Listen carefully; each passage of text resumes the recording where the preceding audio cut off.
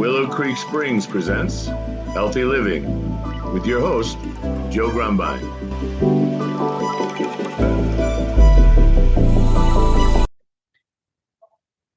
Well, hello and welcome back to the Healthy Living Podcast.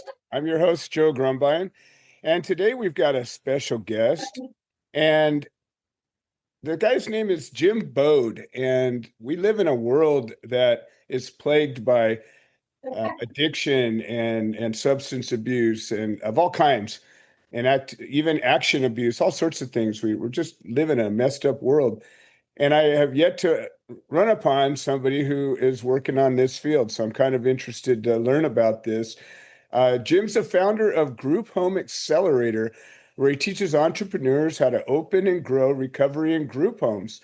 He's opened 14 homes in just 2 years, and he's on a mission to help 1,000 people create housing that changes lives. Now, this is a bit of a controversial subject, as many subjects are. I know that there's all kinds of, I don't even know what exactly, you're going to explain a lot to me. I'll probably learn more in this show than many shows I've done, but there's all kinds of homes when it comes to, you got halfway houses and recovery homes and centers, all sorts of things. Jim, before we get going, welcome to the show. Why don't you tell us a little bit about yourself and what brought you here? Absolutely. Super excited to be here. And yeah, my recovery home path has been kind of a fun one. I've actually been running them for about 3 years now. Started out as just a straight real estate investor with fix and flips and then rentals. And just I'm going to really condense quite a few years into a short time frame there. Sure. But when COVID hit, it really changed my whole rental perspective because I pretty much thought I was about to lose everything because people just stopped paying their rent. Right. I get you. Absolutely. And so that really pushed me to have to find a different path with that. And I didn't really know much about recovery housing, but I knew I've always kind of wanted to help. And drug addiction's been a pretty big part of my life. I grew up with family members and parents that were drug addicts. So I've seen it. I haven't lived it personally, but I saw it through my family and a lot of friends. And like I said, I was looking for a different path and doom scrolling online one night, just trying to get my mind off of all of my failing rentals. I found somebody talking about group homes. Okay. And I jumped in and a lot of what he was talking about were more of like elderly care, which just wasn't really a passion for me. But then when he started talking about the sober living type homes, it really struck the chord. And as I started getting deeper into it, I had the same fears I think most people do. Well, I'm not licensed to do that. Right. You have to be in certain zoned areas, and I don't have the qualifications or skills to do it. And what I learned was that you really don't need any of those things. I run only unlicensed homes, and and that's kind of what really got me going down this path. So tell me a little bit about this world of, I don't know, addiction therapy centers, if you will. I know that, like I was talking about, there's all different categories of things. And, some of these, exclusive resorts that movie stars go to when they get caught up and they're like living in a resort. And then others are, court ordered, like a psych facility. And then there's halfway houses, and there's all these different categories of things. And it comes like, addiction's a rough thing. I was very fortunate. I battled a little bit of addiction early in my life, but I was able to manage it in my own house and didn't have to seek outside help. But I consider myself very fortunate. I know most people, many people at least, don't find themselves in that situation. So tell us a little bit about that world. Yes, but like you were saying, there are many different levels and types of these addiction centers. And mainly where I fit in is I fit in after they've actually had the treatments that they get. Because that's what keeps me unlicensed is really all I provide is housing. I give a nice sober environment with good structured rules, but we do have checks and balances. I do have staff that goes in and checks on the homes. We do random drug testing, and we will remove people from the homes if they can't pass the drug tests. We have a process for it. It's not a one strike and you're completely out, but we do get them out of the house almost immediately. And then if they can be clean in 2 weeks, we will hold their spot for them for a fee. So do you have a staff member that lives on site, or they just come and visit? I have staff members that do not live on site. They come around and do daily checkups. Okay. But And the model can be run where you can have someone who lives in the home actually be that person for you. So if you're got just it. starting out in these, you're probably going to do it yourself. If you've got multiple homes, like if you're an investor who's just switching a pool of your rental properties to this, then you're probably going to want to hire staff right away. Sure. So it sounds like what I'm gathering and what I know about rental properties and properties in general, just, um, it sounds like you sort of fit outside of a category that requires a lot of oversight, and you're basically offering a safe place for somebody that wants to recover, and you're not dealing with people that are, being ordered to do a thing or still actively engaged in a program or something like that. Correct. We need people when they come into our homes, they have to be sober. They have to have already went through some level of program or at least been sober for 30 days. So Okay, so that makes some sense. It lowers the risk level on your side, I would imagine, substantially. I know, even good people do really terrible things under the spell of substances, and doesn't matter who you are, it can get to you real bad. And I've seen and experienced so many just terrible things that when involving this. What about your staff? Like, I'm assuming you do background checks, and you want to make sure you've got some solid people. You looking for some kind of a particular background, or? not specifically, but what has happened is the majority of my staff, I have a female who runs all of my operations, Mhm. and she comes from the elderly care world.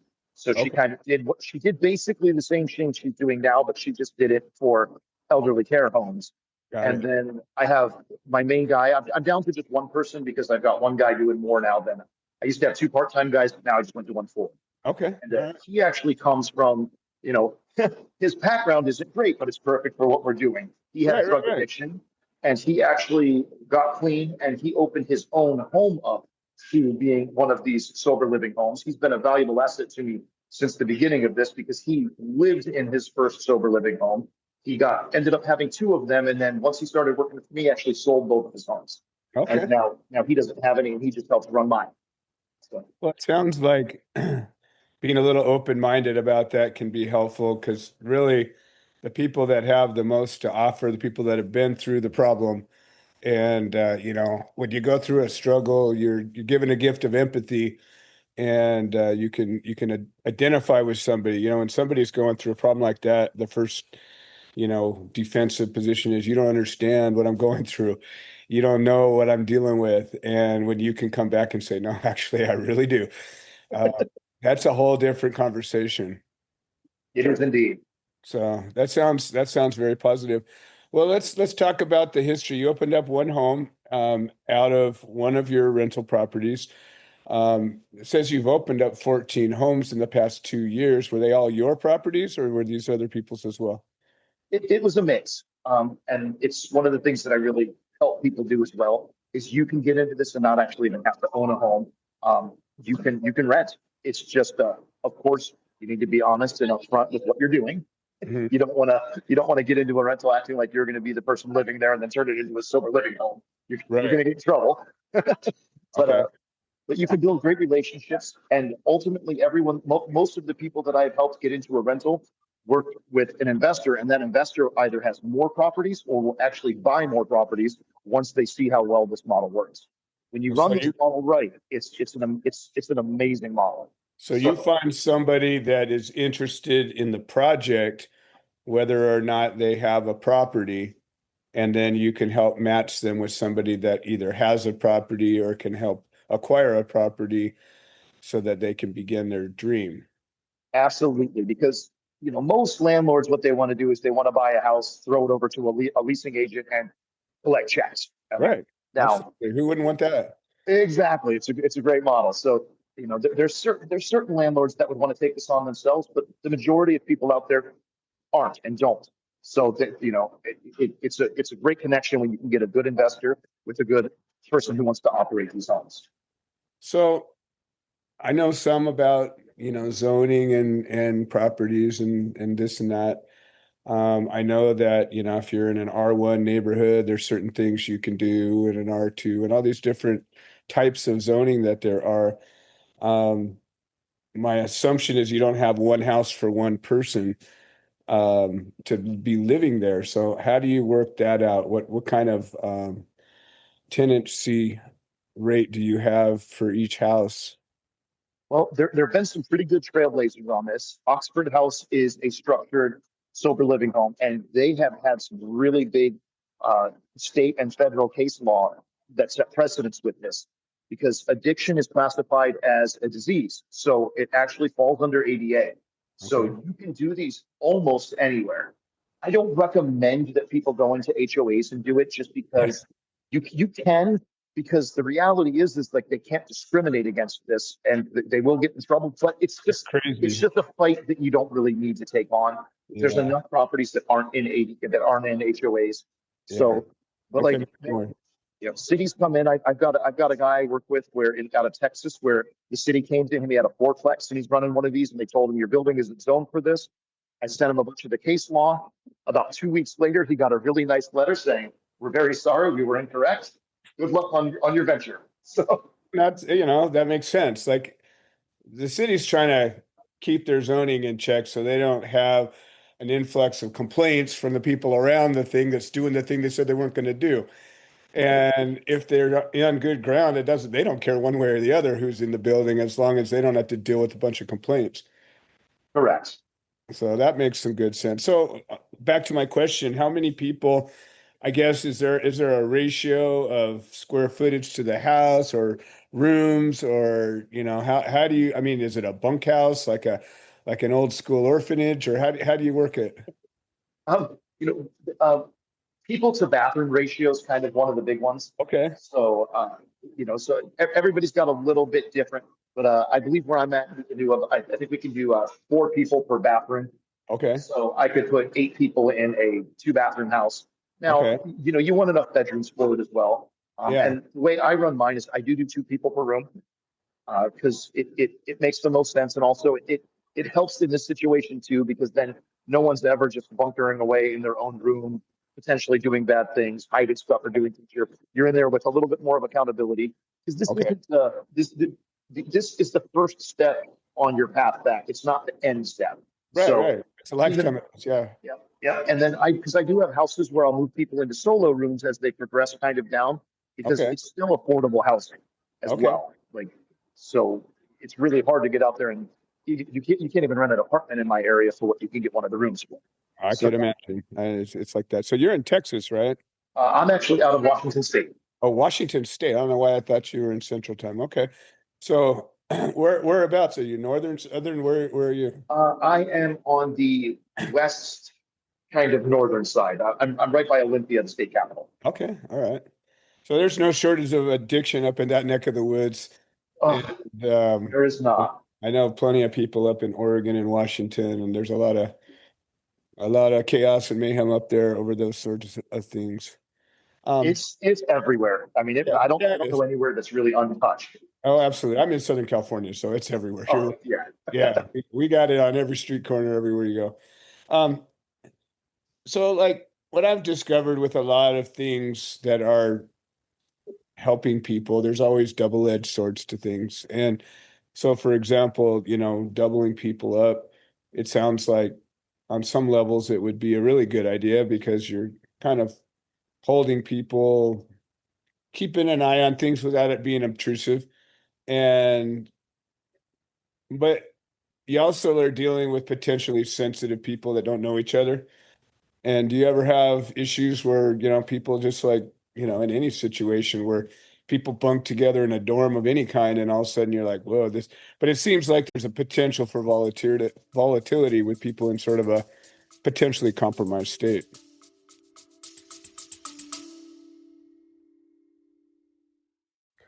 Hi, this is Joe Grumbine, and I wanted to share an update. The platform that hosts this podcast has made some changes to the subscriber settings, and we have a number of subscriber-only episodes that we offer to the supporters. And for a minimum of $3 a month, we can get you signed up.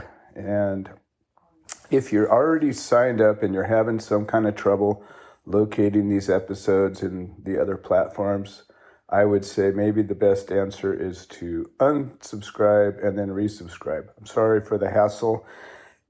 I don't have any way to make a change, but I'm very grateful for all the support. Thank you.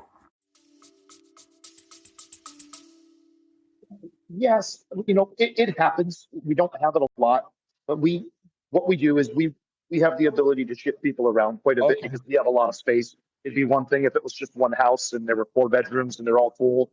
Then you're trying to like get other people to move where, there's always some kind of turn. I mean, no one's ever at a full 100% capacity 100% That's of what the I time. was going to get to next. So you don't generally operate, with people bulging out the window. You've always got a little wiggle room. We do. We have a waiting list most of the time, but there's still be a little bit of breaks in there. It's like Okay. we had 4 people in a house, same house, because normally if drugs or alcohol enter a home, it kind of spreads through that home very quickly. So Right. we did have to let 4 people get out of our houses, but within the week we had those 4 people back in the house. Okay. So how does somebody qualify? Like if say somebody hears about this home, they've gotten through their program, they know about it, they got through their 30 days sobriety. What do they have to do to even apply or qualify? The majority of our people are coming directly out of some sort of inpatient drug clinic, and we Okay. have great relationships with them. It's Got it. one of the things I show people how to do too, build those relationships. Good. So we normally know they're coming before they're even done with their program. Okay. And then we do interviews and we run them through a process because, just kind of seeing where they're at, in life. And we've got a set of questions that we go through. And the process is the same even if they're not coming from a drug clinic. If they're coming straight off the street, well, not off the street, but like we have had people that like, I'm an alcoholic, I'm having a really hard time living where I'm living. I can't get away from it because all of my roommates drink. So they want to be in that sober environment. We run them just through the same process. Okay. So when it comes to this, I mean, it doesn't sound like you're signing long-term leases. How do you operate that way? It's not a hotel day to day, but how do you do it? Everything is pretty much the nice thing about these is they're never really in a lease. They're coming into a program, so they're never really legally a tenant, which is one of the nice things where it gives us a little bit more teeth to remove people that are doing bad things. So they don't establish residency in your place. No, they do. Okay. Got it. So, well, that helps you a lot. Yeah.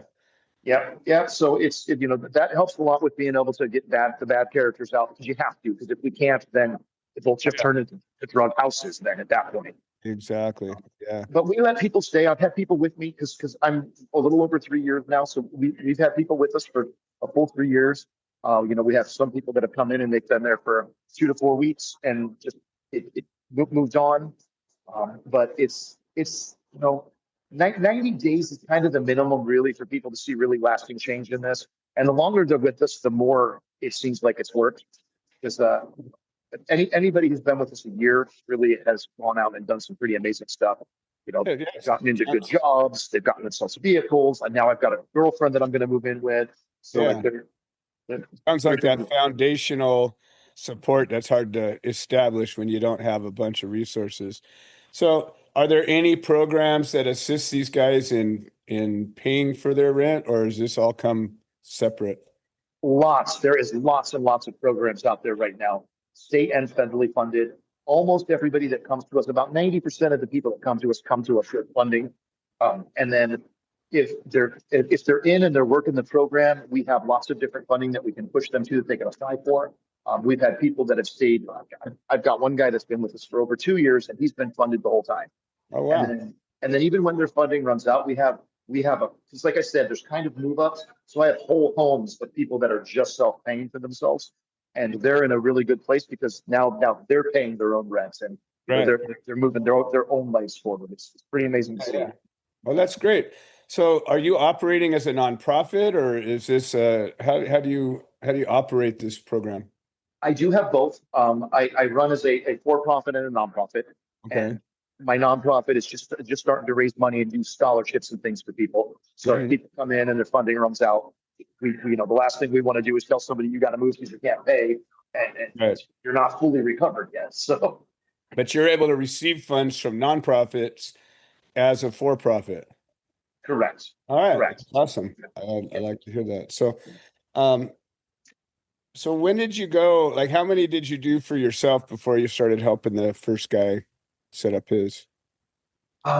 So, my 14, it has kind of changed a little bit because I've started kind of switching properties out. So like when I was starting with rentals, I liked little rentals as well too, because they were cheap and I could get a different thing. So I could do, 2 1s and 2 2s. So what I've done is I've been kind of moving all of those off and moving into less properties, but with more beds. Like Okay. I like to have 4 to 5 bedrooms minimum in my homes. And I've got some houses coming up that I'm about to finish that are 10-bedroom homes. Nice. So, so that's kind of the flow of that. But when it comes to helping somebody else set up their first one, so I mean that's the Yes, way sorry, that was the this question. this business that you have is helping other people get started. Absolutely, because it's the things we don't know are always the hardest things to do. Oh So yeah. it's teaching people. There's just a lot. It's just the little things. It's picking that niche, because within the group homes, there's all of the different styles of group homes. You can have elderly care, kids phasing out of the foster care system. You can just do affordable housing. You can do, sober living. You can do reentry, which is people coming out of prison. So there's just a lot of different ones. And, I've had some people that went out there and they wanted to just blast out and try to do it all.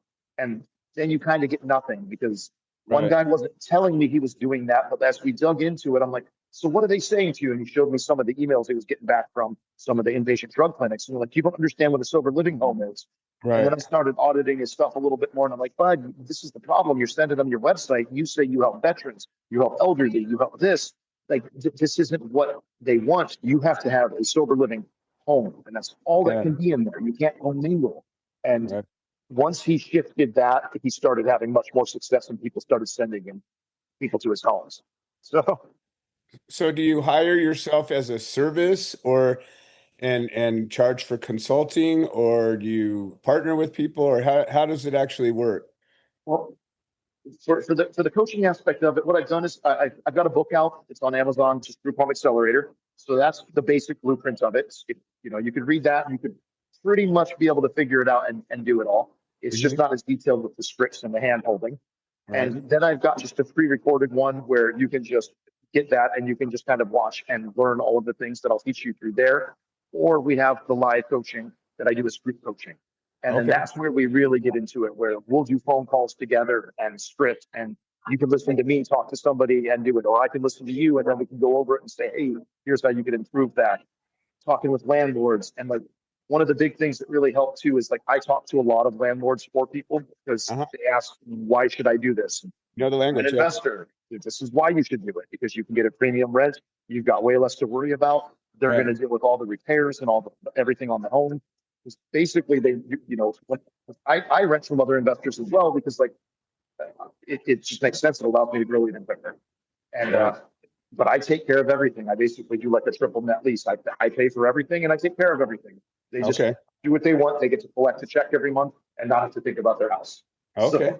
All right. So you're pretty versatile in what you're offering, and you probably refine it as you're going. You're only a few years into it, so you're sharpening your point as you're going along as well. Yeah, we're getting close to the 4. So I love it. I love it. So I know that, I hear stories on the news. I hear, even just local thing, not where I live so much, but, people that live in fancy neighborhoods, they, all of a sudden one of these homes pops up in the neighborhood. And whether it's an HOA or not, I don't know. I know if it is an HOA, they get a lot more loud and cantankerous pretty quickly.